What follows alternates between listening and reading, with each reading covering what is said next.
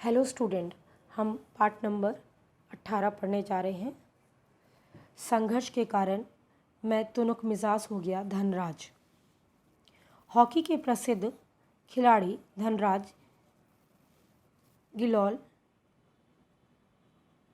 जब 35 वर्ष के हो गए, उनका एक साक्षरता विनती पांडे ने किया। इस साक्षरता का संपादित अंश यह दिया हुआ है। साक्षरता मीन्स इंटरव्यू। प्रसिद्ध खिलाड़ी या अन्य बड़े लोगों के जीवन के बारे में पूछना।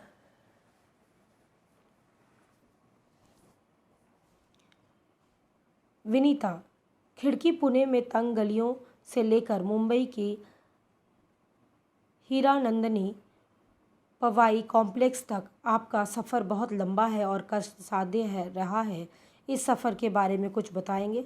तब धनराज बोलते हैं, विनीता जो इंटरव्यू ले रही है। धनराज जो खिलाड़ी हैं, बचपन मुश्किल से भरा रहा। हम बहुत गरीब थे। मेरे दोनों बड़े भाई हॉकी खेलते थे। उन्हीं के चलते मुझे यह शौक हुआ, पर हॉकी स्टिक खरीदने तक की हैसियत नहीं थी मेरी। इसीलिए अपने साथियों की स्टिक उधार मांगकर काम चलाता था। वह मुझे तभी मिलती जब वे खेल चुके होते। इसके लिए बहुत धीरज के साथ अपनी बारी का इंतज़ार करना पड़ता था। मुझे अपनी पहली स्टिक तब मिली जब मेरे बड़े भाई को भारतीय कैंप के लिए चुन लिया गया। उसने मुझे अपनी पुरानी स्टिक दे दी। वह नई तो नहीं थी, लेकिन मेरे लिए बहुत कीमती थी क्योंकि वह मेरी अपनी थी। मैंने अपनी जूनियर्स राष्ट्रीय हॉकी सन 1985 में मणिपुर से खेली। तब मैं सिर्फ 16 वर्ष का था। देखने में दुबला पतला और छोटे बच्चे जैसा चेहरा।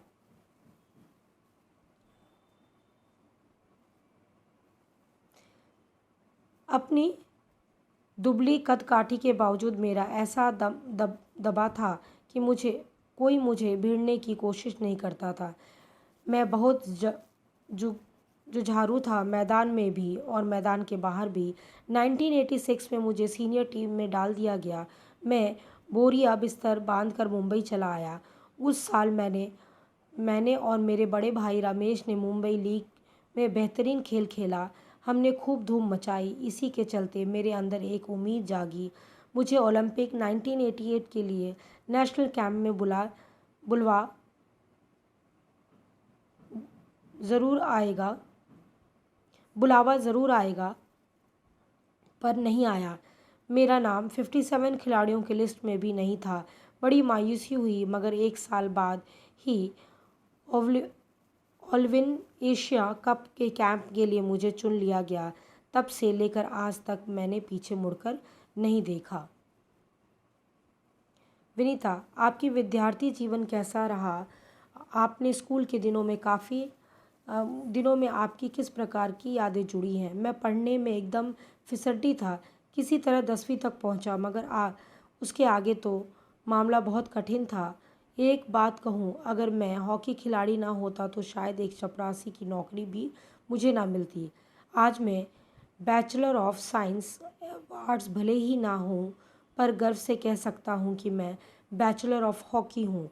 हंसते हुए, और मेरी शादी के लिए आप मुझे मास्टर ऑफ हॉकी कह सकते हैं। विनीता, आप इतने तुनक मिजाज क्यों हैं? कभी कभी आप आक्रामक भी हो जाते। धनराज, इस बात का संबंध मेरे बचपन से जुड़ा हुआ है। मैं हमेशा ही अपने आप को बहुत असुरक्षित महसूस करता रहा। मैंने अपनी माँ को देखा है कि उन्होंने हमारा पालन पोषण में कितना संघर्ष करना पड़ा। मेरी तुनक मिजाजी के पीछे कई वजहें हैं, लेकिन मैं बिना लाट लपेट वाला आदमी हूँ। मन में जो आता है सीधे सीधे कह डालता हूँ, और बाद में कई बार पछतावा भी पड़ता है। मुझसे अपना गुस्सा रोका नहीं जाता। दूसरे लोगों को भी मुझे उस्काने में मज़ा आता है।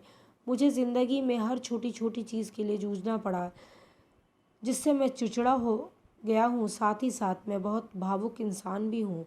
मैं किसी को तकलीफ़ में नहीं देख सकता।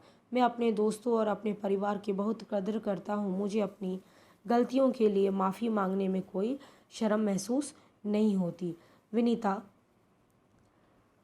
आपके परिवार को आपके लिए क्या क्या अहमियत है? आपका आपके परिवार की आपके लिए क्या अहमियत है? धनराज बोलते हैं, सबसे अधिक प्रेरणा मुझे अपनी माँ से मिली। उन्होंने हम सब भाई बहनों को अच्छे संस्कार डालने की कोशिश की। मैं उनके सबसे नज़दीक हूँ। मैं चाहे भारत में रहूँ या विदेश में, रोज़ रात को सोने से पहले माँ से ज़रूर बात करता हूँ। मेरी माँ मुझे अपनी प्रसिद्धि की विनम्रता के साथ संभालने की सीख दी। मेरी सबसे बड़ी भाभी कविता भी मेरे लिए माँ की तरह है और वह भी मेरे लिए प्रेरणा स्रोत रही है।